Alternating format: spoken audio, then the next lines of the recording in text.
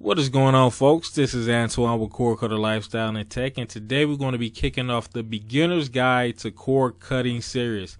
Now, today is going to be part 1 of the series, and in this video, particularly, I'm going to test your dedication to being a cord cutter. I'm going to tell you some of the pros and cons of being a cord cutter, and I'm also going to throw out some information out there that may put you on the fence so you can really determine whether or not you want to be a cord cutter or not. So the reason I decided to make this series is because me personally, when I first decided to cut the cord, which was about 2 or 3 years, about 3 years ago, I didn't know where to start.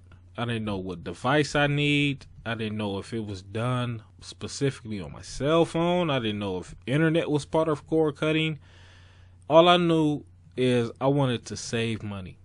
I wanted to save as much money as I possibly could. Now, when I first started my channel, most of my videos was about saving as much money as possible. So I was able, for about a year and a half, I was able to cut the cord on home internet and home television service. So if that's something you're interested in, hit me up in the comment section or take a look at some of my older videos.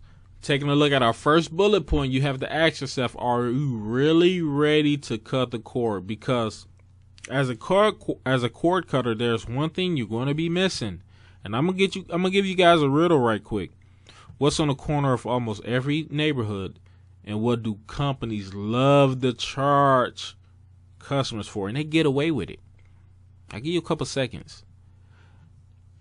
Convenience stores and convenient fees. Companies love to charge you for convenient fees. Now, convenience is the word, because as a cord cutter, you won't have the convenience of being able to use one remote control to browse through all of your channels. You won't have the convenience of being able to use one remote control to control your volume and your TV channels, depending on what cord cutting device you get.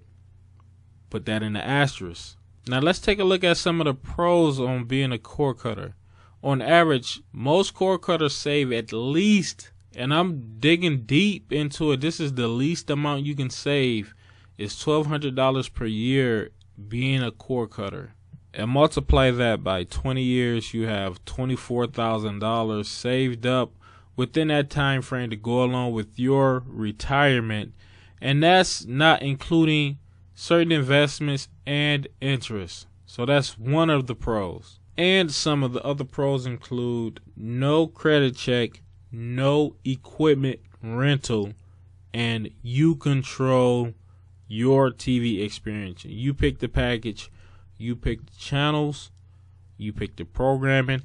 It's pretty much an a la carte type deal. What people been wanting for this whole time, a la carte. You can get that as a cord cutter. As a potential cord cutter, you have plenty of options to choose from.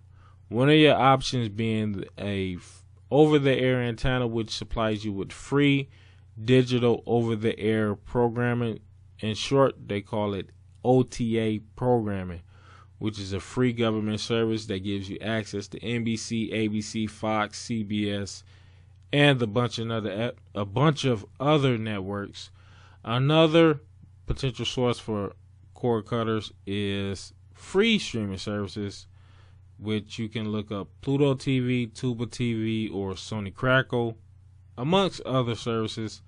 And another service to look for as a cord cutter is the paid streaming services, which will give you the premium content you need, the shows that are most popular, that aren't on network TV, and those services will be Sling, DirecTV Now, Hulu, Netflix, Vudu, a bunch of other services.